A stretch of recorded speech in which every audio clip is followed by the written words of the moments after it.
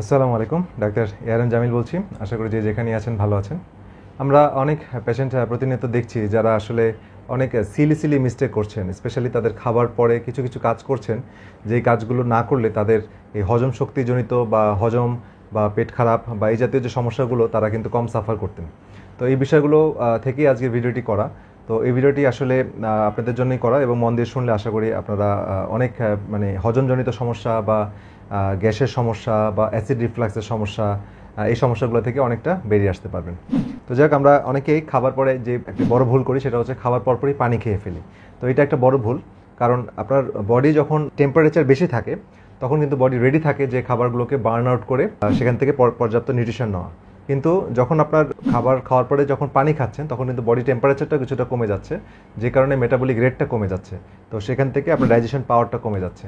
এছাড়া আরেকটা জিনিস হয়, খাবার খাওয়ার পর যদি পানি খাই তাহলে আমাদের এনজাইম বা অ্যাসিড যেটা আমার স্টমাক থেকে রিলিজ হচ্ছে সেটা পাতলা হয়ে যায় বা ডাইলুটেড হয়ে যায়। তো যেটা হয়ে গেলে সেখান থেকেও আমাদের হজম প্রক্রিয়াগুলো ডিলে হচ্ছে বা প্রপারলি খাবারগুলো ডাইজেস্ট হতে পারছে না। কারণ অ্যাসিড আমরা জানি খুবই গুরুত্বপূর্ণ, খাবারগুলোর মধ্যে যে প্রোটিন, ফ্যাট, কার্বোহাইড্রেট আছে সেগুলোকে ব্রেকডাউন করে ছোটো স্মল পার্টিকেলে রূপান্তরিত করতে। যেমন ধরেন যে আপনার একটা কোথাও আগুন লাগলো, আপনি যদি সঙ্গে সঙ্গে যেখানে পানি ফেলে দেন তাহলে কী হবে, সেখান থেকে অনেক ধোঁয়া তৈরি হবে, আগুন নিভে যাবে বাট ধোঁয়া তৈরি হবে। তো একইভাবে যখন স্টমাক অ্যাসিডের মধ্যে যখন আপনি পানি ঢেলে দেবেন তখন কিন্তু সেখানে অ্যাসিড রিফ্লাক্স তৈরি হয়ে আপনার অনেক সময় বুক জ্বালাপোড়া হতে পারে। তো এই বিষয়টা আসলে খেয়াল রাখতে হবে, খাবার পরপরই আপনি পানি খাবেন না। অন্তত পক্ষে খাবার খাওয়ার আধা ঘন্টা থেকে 1.5 ঘন্টা পরে যে পানি খাবেন, হ্যাঁ, তো আধা ঘন্টা হলেই হবে, তো আধা ঘন্টা একটা গ্যাপ ন্যূনতম দিতে হবে।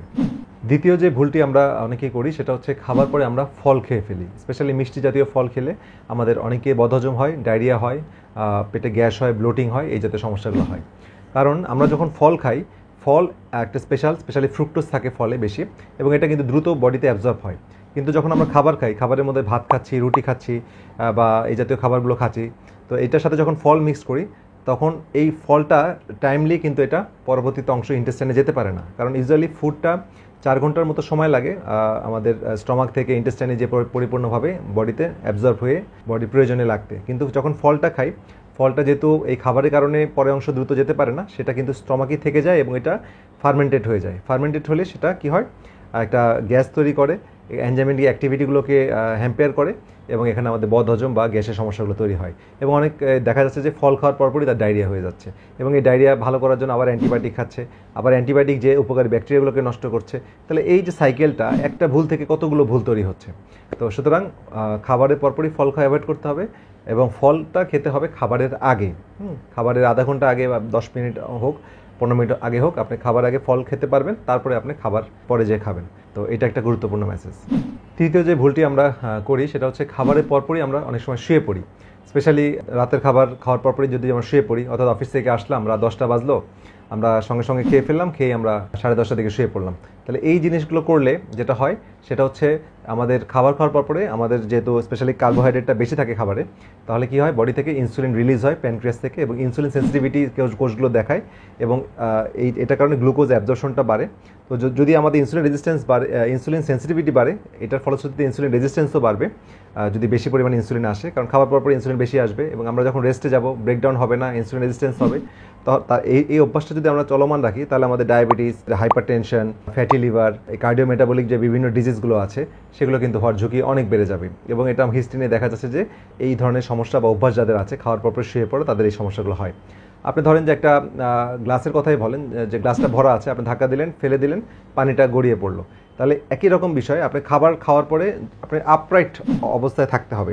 আপরাইট অবস্থায় মানে হচ্ছে যে আমাদের কি করতে হবে, যে আমাদের একটু সোজা হয়ে থাকতে হবে, তাহলে কি খাবারটা নিচের দিকে নামবে। কিন্তু আমরা যদি শুয়ে পড়ি তাহলে কি হবে, স্টমাকের উপরের যে অংশটা, হ্যাঁ, উপরের অংশটা আমাদের ইসোফেগাস আছে, খাদ্যনালী আছে, সেখানে কিছুটা অ্যাসিড উপরের দিকে যে খাদ্যনালী যে নিচের অংশ অ্যাসিড ইসোফেগাস, সেখানে কিন্তু ইনজুরি করবে। তো সেখানে যে স্ফিংটারটা আছে সেই স্ফিংটারটা ইনজুরি হবে, এবং পরবর্তীতে জার্ড বা অ্যাসিড রিফ্লাক্স হওয়ার ঝুঁকি তৈরি হবে। তো সুতরাং মিনিমাম খাবার খাওয়ার 2 থেকে 3 ঘন্টা পরে যে শোয়া উচিত, ঠিক আছে। অন্তত আমরা তো সাধারণত ডায়েটে 4 ঘন্টা বলি, তো অন্তত 2 ঘন্টা গ্যাপ দিতেই হবে। তো এই ভুলটা যেন আমরা না করি সেদিকে খেয়াল রাখতে হবে। এরপরে 4 নম্বর যে ভুলটি আমরা করি সেটা হচ্ছে খাবারের পর অনেক সময় আমরা চা খাই। অনেকে দুধ চা, রং চা, যে চাই হোক, বা ইভেন গ্রিন টি হোক, এই কোনোটা চাই খাওয়া যাবে না, কারণ চায়ের মধ্যে একটা উপাদান থাকে সেটা হচ্ছে ট্যানিন। এই ট্যানিন যখন আমরা চায়ের সাথে গ্রহণ করি তখন এটা যে আমাদের স্টমাকের মধ্যে যে অ্যাবজর্পশন করার সময় ক্যালসিয়াম, আয়রন, জিঙ্ক এগুলোকে অ্যাবজর্পশন করতে বাধা দেয়। তো সুতরাং আমরা যদি চা মানে খাবার খাওয়ার পরপরই এই ধরনের চাগুলো খাই তাহলে আমাদের এই মিনারেলগুলোর ঘাটতি দেখা যাবে। ক্যালসিয়ামের ঘাটতি হলে ক্যালসিয়াম ডেফিসিয়েন্সির জন্য হাত পা অনেক সময় খিচে আসে, কামড়ায়, চাবায় বা মাসেল পেইন হয়, এই ধরনের সিমটম অনেকে বলেন। জিঙ্কের ডেফিসিয়েন্সি হলে টেস্টোস্টেরন হরমোন প্রোডাকশন কমে যায়, ইমিউনিটি কমে যায়, এই সমস্যাগুলো আসে। আয়রনের অভাব হলে আয়রন ডেফিসিয়েন্সি এনিমিয়া হয়, অর্থাৎ রক্তশূন্যতা দেখা যায়, চোখ মুখ ফ্যাকাশে হয়ে যায়, চেহারা মলিন দেখা যায়। তো এই বিষয়গুলো কিন্তু আমরা সিলি মিস্টেক না জানার কারণে আমাদের কিন্তু এটা হচ্ছে। তবে আপনার যদি চা খেতেই হয় আপনার আদা চা খেতে পারেন, মশলা চা খেতে পারেন, সেই চাগুলো খেতে পারেন। বাট যেটা চা, গ্রিন টি এগুলো আমাদের খাওয়া যাবে না। অন্তত 1 ঘন্টা গ্যাপ দিয়ে তারপর আপনি চা খাবেন। এরপরে আমরা যে ভুলটি করি সেটা হচ্ছে খাবার পরে অনেকে হেভি এক্সারসাইজ করি, অনেকে জিমে চলে যাচ্ছি, অনেকে বাসায় বসে ভারী এক্সারসাইজ করছি, অথবা কোনো গেমস বা স্পোর্টসে যেমন ফুটবল, ক্রিকেট এই জাতীয় ভারী খেলাগুলোতে চলে যাচ্ছি। তো এইগুলো এক্সারসাইজগুলো করলে যেটা হবে, কারণ খাবার পরপরই আপনার টোটাল মনোযোগ, শরীরের মনোযোগ কিন্তু আপনার পেট কেন্দ্রিক, অর্থাৎ স্টমাক, ইন্টেস্টাইনে কেন্দ্রিক রক্ত চলাচলটা বেড়ে যায়। এবং ওই রক্ত চলাচলটা কি হয়, ওই রক্ত চলাচলটা বেড়ে যায় এই কারণ সেখান থেকে যে ডাইজেশন প্রক্রিয়ার মাধ্যমে যে নিউট্রিশনগুলো তৈরি করে স্টমাক, ইন্টেস্টাইন, সেখান থেকে সেই ব্লাডের মাধ্যমে সেই নিউট্রিশনগুলোকে নিতে হবে। সুতরাং শরীরের রক্তের একটা বড় অংশ সেই জায়গায় ইনভলভ থাকে বা বেড়ে যায় রক্ত প্রবাহ। কিন্তু যদি আমরা এক্সারসাইজে চলে যাই তাহলে শরীরের অন্যান্য জায়গায় রক্তের ডিমান্ড বেড়ে যায়। অর্থাৎ আমি যখন পরিশ্রম করছি আমার মাসেল ডিমান্ড করছে অক্সিজেন, রক্ত, আমার ব্রেন ডিমান্ড করছেন, আমার বোনস ডিমান্ড করছে, তখন কিন্তু অন্যান্য হার্ট বা অন্যান্য অঙ্গ প্রত্যঙ্গ, কিডনি সহ অন্যান্য অঙ্গ প্রত্যঙ্গ রক্ত চাচ্ছে। তখন রক্তগুলো আমার ইন্টেস্টাইন বা স্টমাকের দিকে ফোকাস না হয়ে বা কমে যেয়ে অন্যান্য অংশে চলে যাচ্ছে। তো যে কারণে হজম প্রক্রিয়াগুলোকে ব্যাঘাত করছে এবং সেই ক্ষেত্রে টোটাল এনজাইম কমে যাচ্ছে, অ্যাসিড কমে যাচ্ছে। কারণ ব্লাডের সাপ্লাই যদি হ্যাম্পেয়ার হয় তাহলে টোটাল প্রসেসটাই হ্যাম্পেয়ার হবে। তাহলে এই বিষয়টা কিন্তু খেয়াল রাখতে হবে। এই জন্য এক্সারসাইজ বা বিষয়টা অন্তত 1 ঘন্টা গ্যাপ রাখতে হবে। এবং আমরা বজ্রাসনে বসতে পারি, মানে যোগ ব্যায়ামের একটা আসন আছে বজ্রাসন। এটা যদি আমরা খাবার পরে বসি তাহলে কিন্তু আমাদের খাবারগুলো খুব দ্রুত নিচের দিকে নেমে আসবে, হজম প্রক্রিয়ায় স্টমাক থেকে ইন্টেস্টাইনে যাবে এবং এটা খুব গ্যাস হওয়া বা ব্লোটিং হওয়া এগুলো কমে যাবে। তো এটা আমরা করতে পারি, অথবা হালকা হাঁটতে পারি, 10-15 মিনিট হালকাভাবে হাঁটতে পারি। এবং আমরা কিন্তু ভারী এক্সারসাইজ করবো না, অন্তত 1 থেকে 1.5 ঘন্টা গ্যাপ দিয়ে আমরা ভারী এক্সারসাইজে যেতে পারি। তো এই ভুলটা যেন আমরা না করি। এরপরে যে মেসেজটি দিব সেটা হচ্ছে খাবার পরে অনেকে স্মোকিং করে, হ্যাঁ, সিগারেট খায়। তো সিগারেট খাওয়া অবশ্যই খারাপ, সেটা খাবার আগে খান বা পরে খান সেটা বিষয় না। আমরা অবশ্যই সিগারেট খাওয়াকে মানে এটা এনকারেজ করবো না, এবং এটা স্বাস্থ্য ঝুঁকি অনেক বেশি, এটা আমরা কম বেশি সবাই জানি। সিগারেটে প্রায় 63 রকমের কার্সিনোজেনিক, ক্যান্সার তৈরি প্রডিউসিং এজেন্ট আছে, যেটা আমাদের কার্সিনোজেন হিসেবে বিবেচিত। তো সুতরাং এটা অনেক আর্টিকেল, অনেক জার্নাল এটা প্রমাণিত। তো তবুও যদি আমরা খালি পেটে সিগারেট খাওয়া যারা খান তাদের তুলনায় যারা ভরা পেটে খান তাদের বিপদ আরও বেশি। কারণ কি, যখন খাওয়ার পর আপনি সিগারেট খাচ্ছেন, কারণ খাওয়ার পরে আপনার রক্ত চলাচল স্টমাকে বেড়ে যাচ্ছে, ইন্টেস্টাইনে বেড়ে যাচ্ছে, সেই সময় আপনি সিগারেট খাচ্ছেন। সিগারেট যে কী করছে, আপনার নিকোটিন, ব্লাডের নিকোটিন তখন ঢুকতেছে সিগারেটের মাধ্যমে, এই নিকোটিনটা ব্লাডে যাচ্ছে এবং এই নিকোটিন অ্যাবজর্পশনটা বেড়ে যাচ্ছে। অর্থাৎ খালি পেটে খেলে অ্যাবজর্পশনটা যতটুকু না বাড়তো, ভরা পেটে খেলে অ্যাবজর্পশনটা তার চেয়ে বেশি বাড়ে। এটা গবেষণায় দেখা গেছে যে খালি পেটে যতটুকু ক্ষতি হয়, ভরা পেটে খেলে 10 গুণ বেশি ক্ষতি হয়। সুতরাং যারা স্মোকিং করছেন তারা প্রথমে চেষ্টা করবেন স্মোকিং ছাড়ার, বিভিন্ন ওয়ে আছে। তারপরে আস্তে আস্তে যখন ছাড়বেন তার মধ্যে খেয়াল করতে হবে যেন ভরা পেটে সিগারেট না খাওয়া হয়, ঠিক আছে? তো এই বিষয়টা খেয়াল করতে হবে।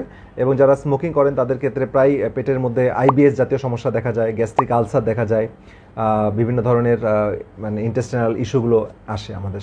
এই জিনিসটা খেয়াল রাখতে হবে এবং স্মোকিংটা অ্যাভয়েড করতে হবে। 7 নম্বর যে পয়েন্টটি বলবো সেটা হচ্ছে অনেক কাপলরা খাওয়ার পরপরে মেলামেশায় ব্যস্ত হন। তো এই জায়গাটা কিন্তু সায়েন্টিফিক্যালি এটা ঠিক না। এক্সারসাইজ করলে যেরকমভাবে খাওয়ার পরপরই সমস্যা হয়, এই জিনিসটা একই রকম। কারণ আপনি যখন মেলামেশা বা সেক্সুয়াল অ্যাক্টিভিটিতে ইনভলভ থাকবেন তখন আপনার ব্লাড সাপ্লাইগুলো কিন্তু সেক্সুয়াল অর্গানের চারিদিকে থাকবে। আপনি কিন্তু স্টমাক বা ইন্টেস্টাইন কিন্তু ব্লাড সাপ্লাই তখন পাবে না। তো সেই সময়টাকে অ্যাভয়েড করতে হবে। মিনিমাম 1 ঘন্টা পরে যে, অথবা আপনার সেক্সুয়াল অ্যাক্টিভিটির পরে যে খেতে হবে।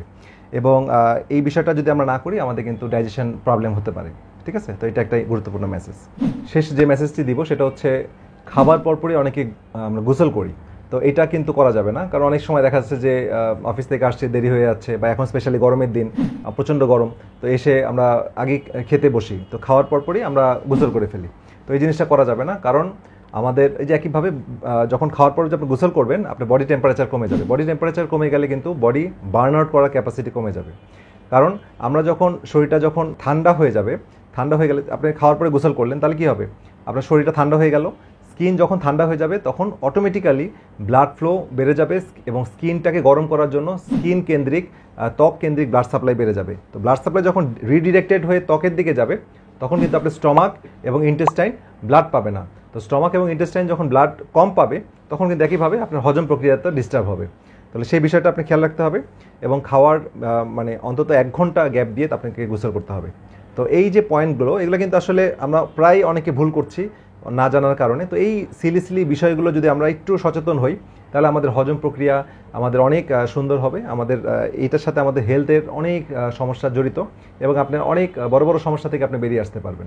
তো আই থিঙ্ক এই ভিডিওগুলো আপনাদের প্রয়োজনই করা। যদি ভালো লাগে অবশ্যই আপনারা লাইক কমেন্ট করবেন এবং আপনাদের পরিচিত জনদের মাঝে এই ভিডিওগুলো যত বেশি শেয়ার করবেন তত বেশি আই থিঙ্ক তারা উপকৃত হবে। এবং আপনাদের এই বিষয়ে কোনো মন্তব্য থাকলে জানার থাকলে অবশ্যই কমেন্ট সেকশনে জানাবেন, আমরা ইনশাআল্লাহ উত্তর দেওয়ার চেষ্টা করব। তো সবাই ভালো থাকেন, সুস্থ থাকেন। পরবর্তী ভিডিও দেখা আমন্ত্রণ রইল। আল্লাহ হাফেজ।